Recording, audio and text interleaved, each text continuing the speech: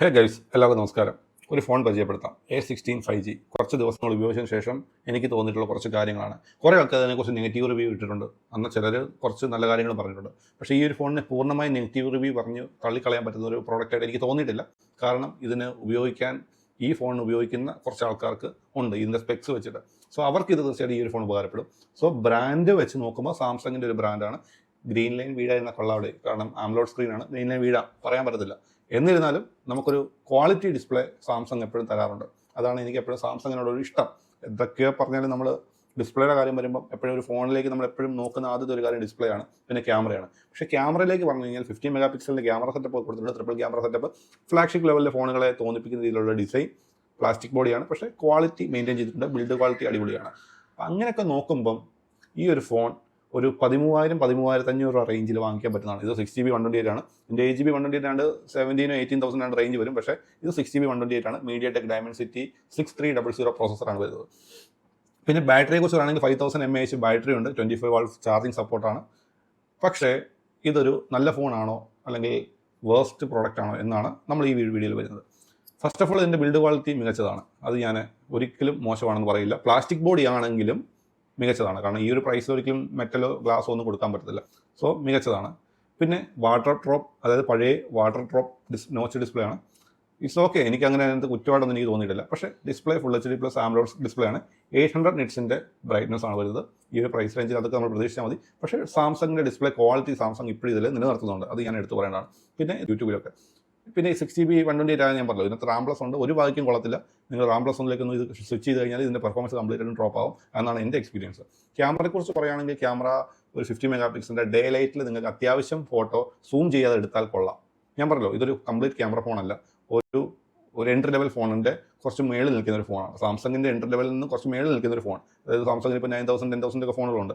അതിന് മാറി ഒരു 15,000 റേഞ്ചിൽ അത്യാവശ്യം സ്റ്റാൻഡേർഡായിട്ട് കൊണ്ടു നടക്കാൻ പറ്റുന്ന ഒരു ഫോൺ, ഒരു സെക്കൻഡറി ഡിവൈസ് ആയിട്ട് കൊണ്ടു നടക്കാൻ പറ്റുന്ന ഫോൺ. അതായത് പ്രൈമറി ഡിവൈസ് അടിപൊളി ഒരു ഫോൺ ഉപയോഗിക്കുന്നവർക്ക് സെക്കൻഡറി ആയിട്ട് വേണം കൊണ്ടു നടക്കാം. അതല്ല വീട്ടിൽ ഫാദറിനും മദറിനൊക്കെ യൂട്യൂബ് കാണാനോ അല്ലെങ്കിൽ അത്യാവശ്യം അവർക്ക് മൾട്ടിമീഡിയ അല്ലെങ്കിൽ എന്തെങ്കിലും കൺസൾട്ട് ചെയ്യാനോ അവർക്ക് ഉപയോഗിക്കാനും കോൾ ചെയ്യാനും ഒക്കെ ഈ ഒരു ഫോൺ ഓക്കെയാണ്. പിന്നെ 90 ഹെർട്സിൻ്റെ റിഫ്രഷ് റേറ്റ് ഉണ്ട് ഈ ഒരു ഫോണിന്. പിന്നെ ഇതിനകത്ത് വരുന്ന ഫിംഗർ പ്രിൻറ്റ് വരുന്നത് ഇങ്ങനെയാണ്. അപ്പോൾ ഇതുണ്ടോ, ഫിംഗർ പ്രിൻറ്റ് വളരെ ഫാസ്റ്റാണ്. പക്ഷേ ഹെവി ഗെയിമിംഗ് ഒന്നും ഞാൻ സപ്പോർട്ട് പറയത്തില്ല. പക്ഷേ നോർമലുള്ള ചെറിയ ചെറിയ ഗെയിംസൊക്കെ ചെയ്യാൻ പറ്റും. ഞാൻ ഇതിനകത്ത് കൂടുതലും ഈ ഒരു ഫോണിനെ ഞാൻ കാണുന്നത് ഒരു കോൾ ചെയ്യാനും മീഡിയ കൺസപ്ഷൻ, അതായത് നമുക്ക് നെറ്റ്ഫ്ലിക്സോ യൂട്യൂബൊക്കെ കാണാനും ഒക്കെ പറ്റുന്ന ഒരു ഫോൺ. പിന്നെ ബാറ്ററി ബാക്കപ്പും അത്യാവശ്യം ഒരു 1.5 ദിവസമൊക്കെ നോർമൽ യൂസിൽ നിൽക്കുന്നുണ്ട്. പിന്നെ ഞാൻ പറഞ്ഞല്ലോ, അങ്ങനെ ഒരു റഫ് യൂസൊക്കെ ചെയ്യാൻ പറ്റുന്ന ഒരു ഫോൺ. എന്ന് ഞാൻ പറയാം, സെക്കൻഡറി ഡിവൈസ് ആയിട്ട് ഇതിനെ പരിഗണിക്കാൻ പറ്റും. പക്ഷേ ഇതിൻ്റെ പ്രൈസ് ഓൺലൈനിൽ കുറച്ചും റേറ്റ് കുറച്ചിട്ട് ഒരു 13-14 രൂപയ്ക്ക് കിട്ടും 6GB. ആ ഒരു പ്രൈസിൽ മോശമല്ല എന്നാണ് എനിക്ക് പറയാനുള്ളത്. MediaTekൻ്റെ 6300 ചിപ്സെറ്റാണ് വരുന്നത്. ഫ്ലാഗ്ഷിപ്പ് ലെവൽ ഫോണിനെ തോന്നിപ്പിക്കുന്ന രീതിയിലുള്ള ഡിസൈൻ കോൺസെപ്റ്റും കാര്യങ്ങളാണ്. പക്ഷേ ഇതൊരു പ്ലാസ്റ്റിക് ബോഡിയൊക്കെയാണ്. കണ്ടർ ഗ്ലാസ് പോലെ തോന്നും. ഈ സൈഡ് പ്രൊഫൈലൊക്കെ കിടലിനാണ്. ഇവിടെ ഒരു കേർവ്, ഒരു കട്ടിംഗ് ഒക്കെ കൊടുത്തിട്ടുണ്ട്. അത്യാവശ്യം ഒരു ഹാൻഡി ആയിട്ടുള്ളൊരു ഫോണാണ്. ലൈറ്റ് വെയ്റ്റഡ് ആണ്. Type-C charging സപ്പോർട്ടുണ്ട്. മോണോ സ്പീക്കറേ ഉള്ളൂ. IP54 സപ്പോർട്ടാണ്. അതായത് ഡസ്റ്റ് പ്രൂഫാണ്. ചെറിയ രീതിയിലുള്ള വാട്ടറൊക്കെ വീണ കുഴപ്പമില്ല. മണ്ണും പറഞ്ഞ് മഴയത്ത് പിടിച്ചുകൊണ്ട് നടന്ന ഈ സാധനത്തിൽ തീരുമാനമാവും. ഡുവൽ സിം സപ്പോർട്ടാണ്. വേണമെങ്കിൽ ഒരു മെമ്മറി കാർഡ് ഇട്ട് കഴിഞ്ഞാൽ മെമ്മറി കാർഡ് ഒരു സിമ്മുമായിട്ട് വേണം ഉപയോഗിക്കാൻ പറ്റും. 5G സപ്പോർട്ടഡാണ്. Overall it's a okay phone. മോശം പ്രോഡക്റ്റാണ് ഞാൻ പറയത്തില്ല, എന്നാൽ ഇത് നല്ല പ്രോഡക്റ്റ് ആണെന്ന് പറയത്തില്ല. ഇതിനിടയിൽ നിൽക്കുന്ന ഒരു ഫോൺ. ഞാൻ പറഞ്ഞല്ലോ, നിങ്ങൾക്ക് വേണമെങ്കിൽ സെക്കൻഡറി ഫോണായിട്ട് ഇതിനെ കൊണ്ടു നടക്കാം, പ്രൈമറി ഫോണായിട്ട് ഉപയോഗിക്കാം. ബഡ്ജറ്റ് നോക്കുന്നവർക്ക് പ്രൈമറി ആയിട്ട് ഉപയോഗിക്കാം. വീട്ടിലുള്ള നിങ്ങളുടെ പേരൻസിന് ഗിഫ്റ്റ് ചെയ്യാൻ പറ്റുന്ന ഒരു ഫോണാണ്. ഓക്കെ, കാരണം ബാറ്ററി അത്യാവശ്യം കുഴപ്പമില്ല. ഡേ ലൈറ്റിൽ ഇപ്പം ഫോട്ടോഗ്രാഫിയെ കോൺസെൻട്രേറ്റ് ചെയ്യുന്നവരായിരിക്കും ഈ ഒരു ഫോൺ എടുക്കില്ല.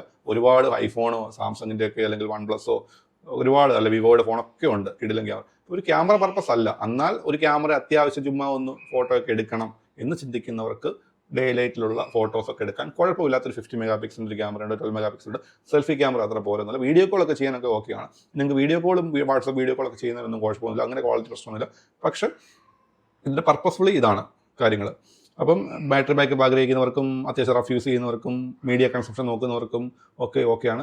ഹെവി ഗെയിമിംഗ് അല്ലാതെ മീഡിയം രീതിയിലുള്ള ഗെയിം കളിക്കുന്നവർക്ക് ഇതൊരു ഫോൺ ഓക്കെയാണ്. സോ ഇതൊക്കെയാണ് ഇതിൻ്റെ ഒരു ഓവറോൾ എൻ്റെ എക്സ്പീരിയൻസ്. കുറച്ച് ദിവസങ്ങളായിട്ട് ഞാൻ ഇത് ഉപയോഗിക്കുന്നുണ്ട്. പിന്നെ മൊത്തത്തിൽ ഫിംഗർ പ്രിൻറ്റ് മൊത്തം ഇത് കാണാൻ പറ്റും. മൊത്തം ഫിംഗർ പ്രിൻ്റ് ആണ്. സോ കവർ ഇട്ട് ഉപയോഗിക്കുക, അല്ലെങ്കിൽ വല്ല സ്റ്റിക്കർ മേടിച്ച് ഒട്ടിക്കുക, ടെമ്പേർഡ് ഗ്ലാസ് ഒട്ടിക്കുക, ഫോൺ താഴെ പോകാതെ സൂക്ഷിക്കുക. സോ ഇതൊക്കെയാണ് ഇതിൻ്റെ ബേസിക് ആയിട്ടുള്ള കാര്യം. മോണോ സ്പീക്കറാണ്. മോശമില്ലാത്ത സൗണ്ട് എഫക്റ്റ് ഉണ്ട്. ഡോൾമി അറ്റ്മോസ് സപ്പോർട്ട് ഉണ്ട്. പക്ഷേ ഹെഡ്സെറ്റ് വെച്ചാൽ മാത്രമേ ആ സപ്പോർട്ട് കിട്ടത്തുള്ളൂ. വീഡിയോ റെക്കോർഡിംഗ് ഫുൾ HD കിട്ടത്തുള്ളൂ. പക്ഷേ വീഡിയോ റെക്കോർഡിംഗ് ഒന്നും ഞാൻ റെക്കമെൻഡ് ചെയ്യില്ല. ക്യാമറ ജസ്റ്റ് ഒരു ഫോട്ടോ ഒക്കെ എടുക്കാം, അത്രയേ ഉള്ളൂ. ഇതൊക്കെയാണ് മെയിൻ കാര്യങ്ങൾ. സോ ഈ വീഡിയോ സ്പെക്കിലുള്ള ഒരു ഫോൺ വേണമെന്ന് തോന്നുന്നുണ്ടെങ്കിൽ നിങ്ങൾക്ക് ഈ ഒരു ഫോൺ പരിഗണിക്കാം. സാംസങ് തന്നെ വേണമെന്ന് നിർബന്ധമുള്ളവർക്ക് കേട്ടോ. ഇതാണ് മെയിൻ കാര്യം. ഇതിനകത്ത് ഞാനിപ്പോൾ വീഡിയോ ക്വാളിറ്റിയെക്കുറിച്ച് ഞാൻ പറഞ്ഞല്ലോ. വീഡിയോ ക്വാളിറ്റിയെക്കുറിച്ച് പറയുകയാണെങ്കിൽ നെറ്റ്ഫ്ലിക്സിലേക്കൊക്കെ നമ്മൾ നോക്കുവാണെങ്കിൽ കണ്ടല്ലേ, നെറ്റ്ഫ്ലിക്സിൻ്റെ ക്വാളിറ്റിയാണ്. ഇപ്പം ഈ ഫോണിലെ നെറ്റ്ഫ്ലിക്സിൻ്റെ ക്വാളിറ്റിയാണ്. അപ്പോൾ ഞാൻ പറഞ്ഞല്ലോ മീഡിയ ഇതിൻ്റെ ഒരു ക്വാളിറ്റി. സോ ഈ വീഡിയോ ഇഷ്ടപ്പെടുന്നു വിചാരിക്കുന്നു. താല്പര്യമുള്ളവർക്ക് ഈ ഒരു ഫോൺ ഓൺലൈൻ വാങ്ങുന്നതായിരിക്കില്ല. അപ്പോൾ ഷോപ്പിൽ കുറച്ച് റേറ്റ് വ്യത്യാസമുണ്ട്. പക്ഷേ ഓൺലൈൻ വാങ്ങി കുറച്ചുകൂടെ റേറ്റ് കുറച്ച് കിട്ടും. മോശമല്ലാത്തൊരു ഫോണാണ്, എന്നാൽ അത്ര മികച്ച ഫോണല്ല. താല്പര്യമുള്ളവർക്ക് സ്പെക്ക് നോക്കിയിട്ട് വാങ്ങിക്കാം. ഈ സ്പെക്കിൽ വേറെ പല ബ്രാൻഡും കൊടുക്കുന്നുണ്ട്. പക്ഷേ ഡിസ്പ്ലേ ക്വാളിറ്റി എനിക്ക് ഒരിക്കലും സാംസങ്ങിൻ്റെ ഒരു കാര്യത്തിൽ വരുമ്പോൾ എനിക്ക് കുറച്ചുകൂടി ഇഷ്ടപ്പെടുക സാംസങ്ങിൻ്റെ ഡിസ്പ്ലേ ക്വാളിറ്റിയാണ്. എപ്പോഴാണോ ഗ്രീൻ ലൈൻ വരുന്നത് അറിയത്തില്ല. സോ വീഡിയോ ഇഷ്ടപ്പെടുന്ന വിചാരിക്കുന്നു. സബ്സ്ക്രൈബ് ചെയ്യാൻ മറക്കരുത്. എമിൽ സൈനിങ് ഓഫ്.